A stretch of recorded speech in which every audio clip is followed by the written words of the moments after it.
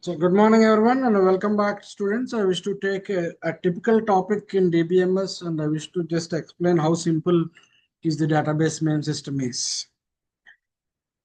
And I'm just trying to take this locking and deadlock locks, which is very important, vital in database management systems. In this particular video, I will be explaining one of the most challenging but at essential topics in DBMS system called as lock-ins and deadlocks.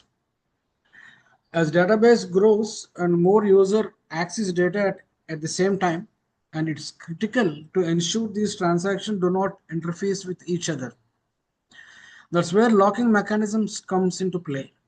The ensure isolation, one of the four ACID properties, so that concurrent transactions do not corrupt the database. I began by explaining two basic types of locks, that is shared lock, allowing reading but not writing, exclusive lock, allowing reading and writing but blocks other transactions from accessing the same data. So this is how we can introduce a two-phase locking, a protocol where a transaction first acquires all the locks it needs and then releases them. So the first we call it as a growing phase and the second we call it as a shrinking phase. Now the challenging part is a deadlock. When two or more transactions are waiting for each other to release locks, none of them can proceed. I simply can say that this is a real world analogy called as a deadlock. Imagine two people trying to access a narrow bridge from opposite ends. Each refuses to back up to let the other pass. This is a deadlock. So we have to take a live simulation of two transactions locking data items A and B in opposite order, leading to a circular wait. So for understanding the students to visualize deadlock, we can explain like wait for a graph where each transaction is a node and arrow shows how transaction is waiting for which a cycle is a graph indicates a deadlock. We have discussed how this database management system handle locks in particularly using detection with timeout or wait for graphs and prevention strategies like assigning priorities and using wait die or bound wait schemes.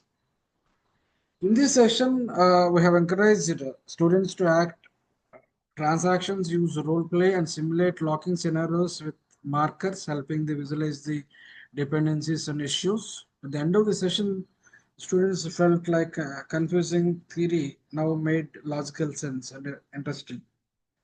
In this particular video, I have explained the concept called as locking and deadlock, which is complex, introducing the lock types, two-phase locking protocol, and deadlocks scenarios using wait for graphs and real-life analogies. The teaching approach involved simulations that we have used, role-based activities that you have seen, and abstract and concrete. These concepts made them engaging. So if you see locking and deadlock combines theory of concurrency and graphic logic, which makes the topic very difficult for the students to understand. So real-time analysis and user simulations help the students to understand the concept very well. And I expect the students to ask more questions when we are talking about case-based scenarios and anticipate the feedback strategy that we have used in the long time. Hope this video is interesting and thank you.